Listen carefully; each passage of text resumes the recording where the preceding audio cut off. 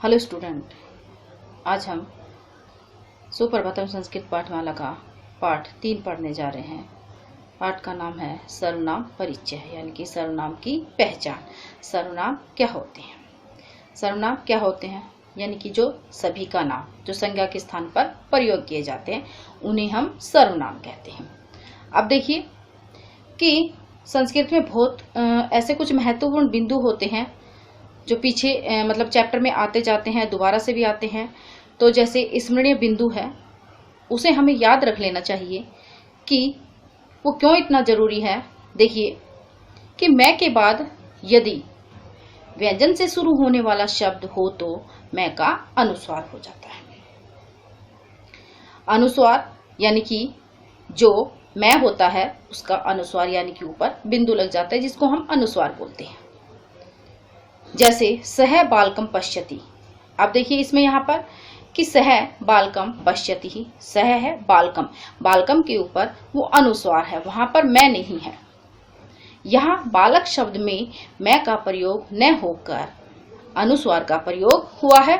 क्यों हुआ है? देखो, क्योंकि बालकम शब्द में मैं के बाद यानी कि मैं के बाद क्या है ये देखेंगे हम कि मैं के बाद क्या है? पश्यति है, और पै क्या है? हमारा व्यंजन वर्ण है। तो पै व्यंजन वर्ण के कारण बालकम न होकर बालकम यानी कि मैं का अनुस्वार हो जाता है। किंतु यदि सह बालकम, अब देखिए यदि सह बालकम अपश्यत है होता तो यहाँ पर बालकम के मैं का अनुस्वार नहीं होता। क्यों नहीं होता? इसका भी कारण है कि यहाँ देखिए कि बालकम के मैं के बाद वाला जो शब्द है वह स्वर है यानी कि ए है, इसलिए यहाँ पर ए यानी कि अपश्यत से शुरू हुआ है। अब सिंपल सी बात है कि जहां पर व्यंजन होगा वहां पर अनुस्वार बन जाएगा मैं का, और जहां पर स्वर होगा वहां पर मैं हलंत के साथ पूरा लिखा जाएगा। तो अब देखिए, अब हम पाठ की तरफ चलते हैं। हमारे पाठ का नाम क्या है? सर्वनाम, यानी कि सर्वनाम की पहचान। सर्वनाम की पहचान हम कैसे करेंगे? सर्वनाम होते क्या हैं? सर्वनाम कितने प्रकार के होते हैं? या ये लिंगों या वचनों के आधार पर चलते हैं? तो देखिए अब हम इसमें पढ़ेंगे सर्वनाम। सबसे पहले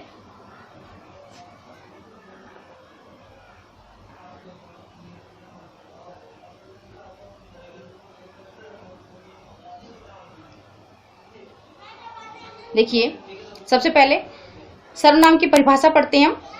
अब है यहाँ पर सर्वनाम, देखो कि सर्वनाम अर्थात सभी का नाम। जो शब्द संज्ञा के स्थान पर प्रयुक्त किए जाते हैं उन्हें हम सर्वनाम कहते हैं। जैसे हम हिंदी भाषा में पढ़ते आ रहे हैं, सर्वनाम तो हिंदी और संस्कृत इंग्लिश सब में सेम ही होती है, यानी कि बराबर होते हैं। सर्वनाम तो सर्वनाम ही होती है। सर्वनाम शब्दों के रूप तीनों लिंगों और तीनों वचनों में चलते हैं। संस्कृत में थोड़ा सा चेंज होता है क्योंकि इसमें वचन भी कितने होते हैं? 3 होते हैं, और इसमें लिंग भी कितने होते हैं? 3 होते हैं। तो उनके आधार पर ही ये इनके रूप चलते हैं। अब देखिए, सबसे पहले है प्रथम पुरुष। प्रथम पुरुष क्या होता है? सह, तौ, ते। यह हमारा प्रथम पुरुष होता है। तत् यानी कि वह के आधार पर, यानी कि तत् का जब शब्द रूप चलता है तो कैसे बनता है? सह, तौ, ते। इसके 3 रूप बनते हैं। अब यहाँ पर देखिए कि तत् सर्वनाम शब्द दूर स्थित व्यक्ति, यानी कि किसी सर्वनाम, कोई भी सर्वनाम हो, तत् हो, तत् यानी कि वह, तो सर्वनाम शब्द दूर यानी कि दूर के लिए, दूर स्थित व्यक्ति या वस्तु के लिए प्रयोग किया जाता है। यानी कि दूर की जो कोई वस्तु होती है या व्यक्ति होता है उसके लिए इसका प्रयोग किया जाता है। तथा सर्वनाम शब्द के पुल्लिंग रूप में ही सह, तौ, ते तीनों वचनों में बनते हैं। यानी कि जब पुल्लिंग शब्द रूप इसके चलते हैं तो पुल्लिंग में तत् का क्या बनता है? देखिए, सह, तौ, ते तीनों वचनों में यहाँ प्रथम पुरुष और प्रथमा विभक्ति का प्रयोग किया जाता है। अब देखिए पुल्लिंग, जैसा कि यहाँ पर चित्र में दिखाई दे रहा है हमें कि पुल्लिंग है सह का मतलब होता है वह, तौ का मतलब होता है वे दोनों, और ते का मतलब होता है वे सब। क्योंकि यहाँ पर 2 से अधिक है वो बहुवचन में है। अब आगे देखिए स्त्रीलिंग में ततः के रूप क्रमशः, यानी कि अब पुल्लिंग में तो हो गया, अब पुल्लिंग अब स्त्रीलिंग में भी तो होगा, क्योंकि सह जब पुल्लिंग में बनता है तो स्त्रीलिंग में भी सह यानी कि वह होगा। तो अब देखिए जब स्त्रीलिंग में इसके शब्द रूप चलते हैं तो कैसे बनते हैं। देखिए जैसे सा ते ता बनते हैं, जो लता के अनुसार चलते हैं। लता शब्द रूप है, जब वो चलता है तो लता लते लता ऐसा बनता है। तो उसी प्रकार स्त्रीलिंग में देखिए जैसे आपको चित्र में दिखाई दे रहा है, सा का मतलब होता है वह स्त्रीलिंग के लिए, ते का मतलब होता है वे दोनों यानी कि स्त्रीलिंग के लिए।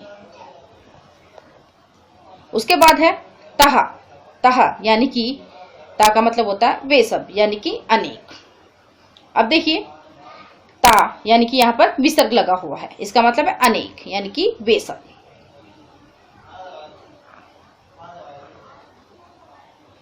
अब देखिए इसमें नपुंसक लिंग में प्रथमा विभक्ति के तीनों वचनों में तत् ते तानी रूप बनते हैं। जो नपुंसक लिंग होता है हमारा, जो निर्जीव होता है, जिसमें जीव नहीं होता है, जैसा कि पिछली क्लास में हम नपुंसक लिंग, स्त्रीलिंग, पुल्लिंग शब्द जो परिचय जो हमने पढ़ा था उसमें हम पढ़ चुके थे। लेकिन यहाँ पर अब उनमें देखिए नपुंसक लिंग में कैसे प्रयोग किया जाता है प्रथमा विभक्ति का तीनों वचनों में। सबसे पहले नपुंसक लिंग में प्रथमा विभक्ति के तीनों वचनों में जब शब्द रूप चलते हैं तो तत् ते तानी रूप बनते हैं। द्वितीय विभक्ति भी प्रथमा के समान चलती है, तत् ते तानी। नपुंसक लिंग जैसे आपको चित्र में दिखाई दे रहा है, तत् का मतलब होता है वह, किसके लिए, नपुंसक लिंग के लिए। उसके बाद है ते का मतलब होता है दो, किसके लिए, नपुंसक लिंग के लिए, यानी कि वे दो। तानी का मतलब होता है बहुवचन के लिए कि वे सब। अब देखिए यहाँ पर पुस्तक है, ये पुस्तक क्या है, निर्जीव है और ये नपुंसक लिंग है। अब आगे देखिए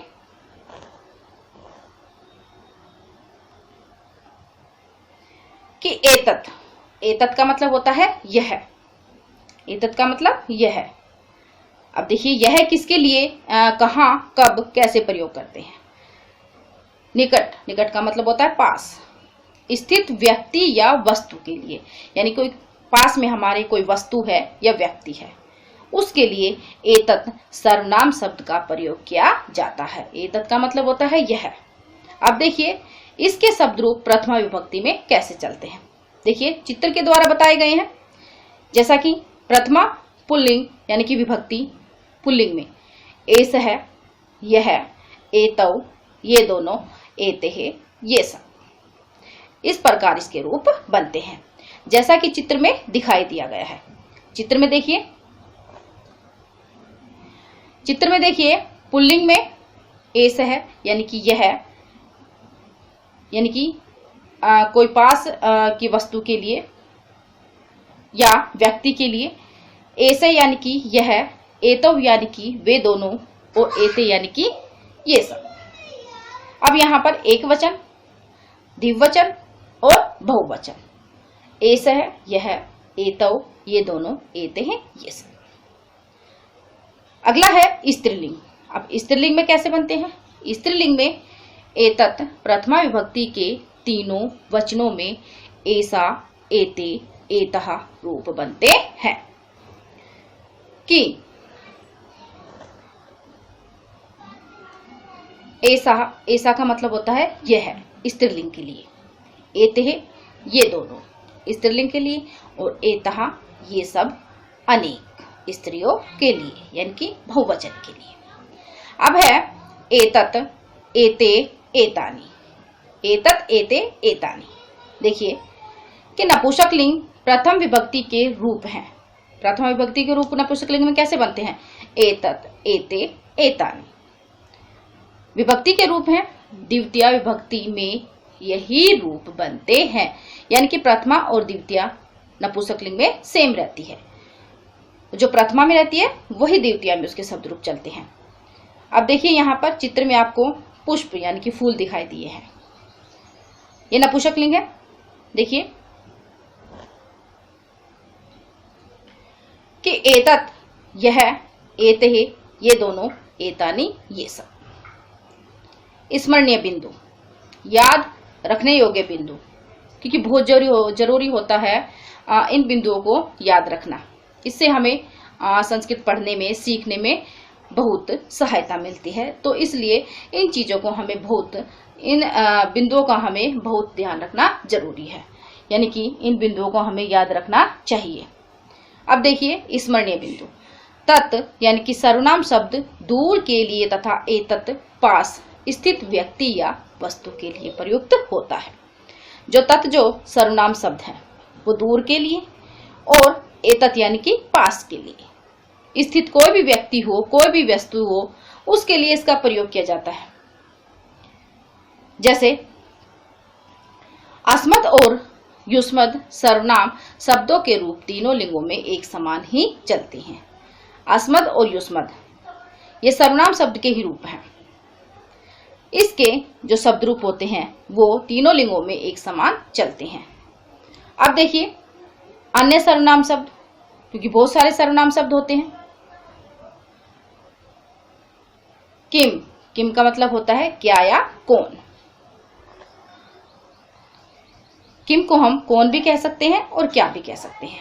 अब देखिए पुल्लिंग में, स्त्रीलिंग में और नपुंसकलिंग में। पुल्लिंग में बनता है कह, कह यानी कि कौन। द्विवचन में बनता है कौ यानी कि कौन दो, के यानी कि कौन सा। स्त्रीलिंग में का, कौन, के, कौन यानी कि कौन दो, कहा, कौन सब। ये बहुवचन है। ये स्त्रीलिंग में कैसे बनते हैं, यानी कि शब्द रूप बता रखे कि सर्वनाम शब्द के जब रूप चलते हैं तो स्त्रीलिंग में, पुल्लिंग में और नपुंसकलिंग में कैसे बनते हैं। नपुंसकलिंग में देखिए अब किम का मतलब होता है कौन, के का मतलब कौन दो, कानी का मतलब अनेक यानी कि बहुवचन के लिए कौन सब। अब देखिए स्क्रीन पे आपको दिखाई दे रहा है कि मध्यम पुरुष युष्मद्, युष्मद् का मतलब होता है तुम। युष्मद् के जब शब्द रूप चलते हैं तो कैसे चलते हैं, देखिए एक वचन में, द्विवचन में और बहुवचन में। त्वम का मतलब होता है तुम, युवाम का मतलब तुम दोनों, और यूयम का मतलब तुम सब। जब इसके शब्द रूप चलेंगे युष्मद् के यानी कि तुम के, तो त्वम, युवाम, यूयम। उत्तम पुरुष अस्मत्, अस्मत् का मतलब होता है मैं। अब देखिए जब इसके शब्द रूप प्रथमा विभक्ति में चलते हैं तो कैसे बनते हैं, अहम, मैं, आवाम, हम दोनों, वयम, हम सब। समस्त सर्वनामों को 3 पुरुषों में विभाजित किया जाता है, यानी कि जो सर्वनाम जो हमारे होते हैं वो 3 पुरुषों में विभाजित होते हैं। जैसा कि हम पहले पढ़ चुके हैं, 3 जो हमारे पुरुष होते हैं, पुरुष हमारे कितने होते हैं, 3 होते हैं। प्रथम पुरुष, मध्यम पुरुष और उत्तम पुरुष। देखिए जैसा कि दिखाई दे रहा है प्रथम पुरुष, प्रथम पुरुष का मतलब क्या होता है, वक्ता और श्रोता के बीच में जो अनुपस्थित हो, जो नहीं हो, अनुपस्थित हो, उसे हम क्या कहते हैं, प्रथम पुरुष कहते हैं। वक्ता यानी कि बोलने वाला और श्रोता यानी कि सुनने वाला, उसके बीच में जो अनुपस्थित हो यानी कि जो नहीं है, जिसके बारे में बात चल रही है, उसे हम क्या कहते हैं, प्रथम पुरुष कहते हैं। दूसरा है मध्यम पुरुष, श्रोता, श्रोता का मतलब होता है सुनने वाला, जो सुनने वाला होता है वो मध्यम पुरुष कहलाता है। तीसरा है उत्तम पुरुष, उत्तम पुरुष यानी कि वक्ता, वक्ता का अर्थ होता है बोलने वाला, वो क्या कहलाता है, उत्तम पुरुष कहलाता है। अब है सुनने और बोलने वाले से भिन्न व्यक्ति या वस्तु प्रथम पुरुष है, यानी कि सुनने वाला, बोलने वाला और उससे कोई भिन्न जो व्यक्ति या वस्तु है, वह कौन है, प्रथम पुरुष है। क्योंकि बोलने वाला तो हो गया उत्तम पुरुष, सुनने वाला हो गया मध्यम पुरुष, लेकिन उससे भिन्न कोई वस्तु या व्यक्ति है तो क्या कहलाएगा, प्रथम पुरुष कहलाता है। जैसे प्रथम पुरुष क्या होता है, जैसे सह, तौ, ते, सह, तौ, ते। सह यानी कि वह पुल्लिंग के लिए, तौ यानी कि वे दोनों, और ते यानी कि वे सब बहुवचन के लिए। सुनने वाला मध्यम पुरुष है, जैसे त्वम, युवाम, यूयम। सुनने वाला कौन है, मध्यम पुरुष कहलाता है, जैसे त्वम, युवाम, यूयम। तथा त्वम का मतलब क्या होता है, तुम, तुम का मतलब तुम, युयाम का मतलब तुम दोनों, और युयाम का मतलब तुम सब या तुम अनेक। तथा बोलने वाला स्वयं, जैसे मैं बोल रही हूं, वक्ता यानी कि जो बोलने वाला जो होता है वो प्रथम पुरुष कहलाता है। जैसे अहम, आवाम, वयम। अहम का मतलब होता है मैं, आवाम हम दोनों, वयम हम सब।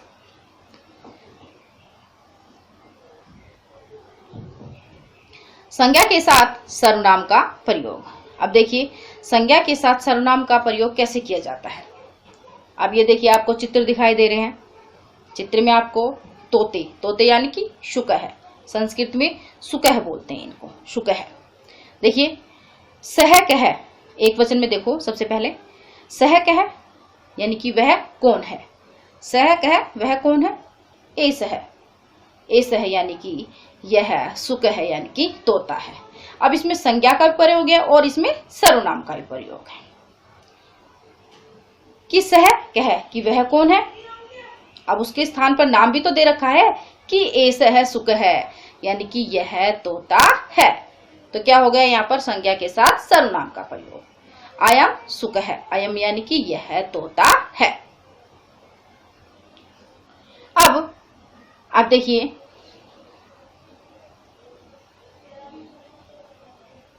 तौ, तौ कौ, तौ का मतलब कौ यानी कि वे दोनों कौन है। एतौ सुकौ, वे दोनों तोते हैं। इमौ सुकौ, इमौ सुकौ कि यह दोनों तोते हैं या ये दोनों तोते हैं। इमौ का मतलब होता है ये दोनों, सुकौ यानी कि तोते, कि ये दोनों तोते हैं।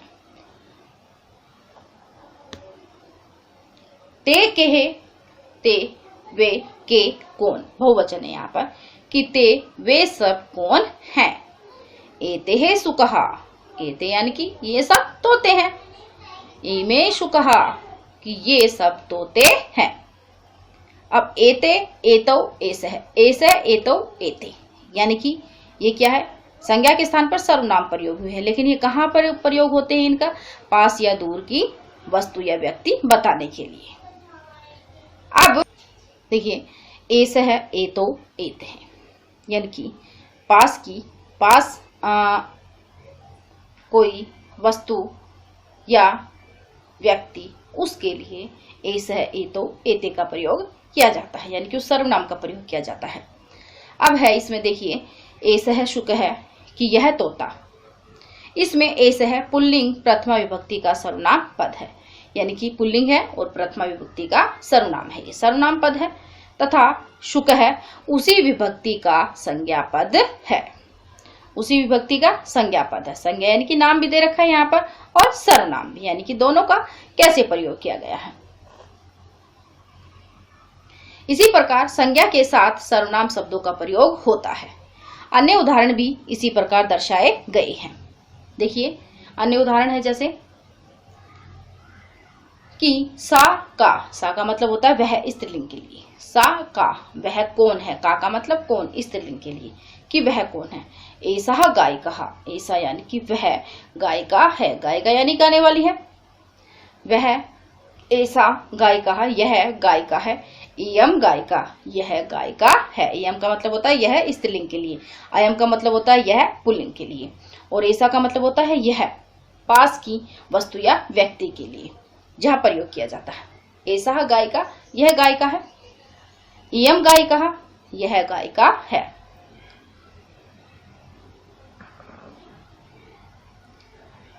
ततः किम, वह क्या है। देखिए चित्र में आपको दिखाई दे रहा है साथ साथ में जिसका प्रयोग हुआ है कि ततः किम, क्वेश्चन मार्क भी लगा हुआ है। ततः किम वह क्या है। एतत् कंदुकम, एतत् यानी कि यह, कंदुकम यानी कि गेंद है। इदम कंदुकम, यह कंदुकम यानी कि गेंद है। इदम का मतलब होता है यह। अब है ते के यानी कि वे दोनों कौन है, क्योंकि पहले एक वचन था, अब द्विवचन है। ते के कि वे दोनों कौन है। एते गायिके, वे दोनों गायिकाएं हैं। इमे गायिकाएं, ई में गायिकाएं, यह गायिकाएं हैं।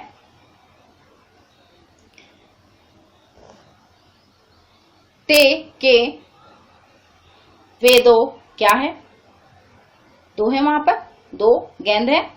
कि ते के नपुंसकलिंग के लिए है। कि वे दोनों क्या है, एते कंदुके वे दोनों गेंद हैं।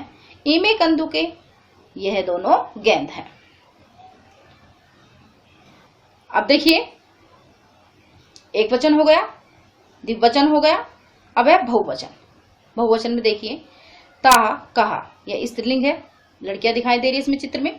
ता कहा कि वे सब कौन है। एतः गायिकाः ये सब गायिकाएं हैं। इमः गायिकाः ये गायिकाएं हैं, मतलब ये सब गायिकाएं हैं। तानी कानी, तानी यानी कि बहुवचन के लिए यहाँ पर, कि वे सब क्या है, कि वे सब क्या है।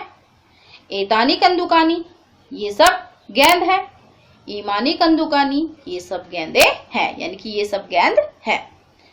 तो इसमें एता, ऐसा, एते, तानी, एतानी, एतः, तहा, यानी कि ये सब जो यहाँ पर हुए हैं, संज्ञा के स्थान पर सर्वनाम का प्रयोग कैसे किया जाता है। तो इस पाठ में हमने संज्ञा के स्थान पर सर्वनाम का कहाँ और कैसे प्रयोग किया जाता है, प्रथम पुरुष क्या होते हैं, मध्यम पुरुष क्या होते हैं, उत्तम पुरुष क्या होते हैं, तो आज इस पाठ में हमने ये सब सीखा।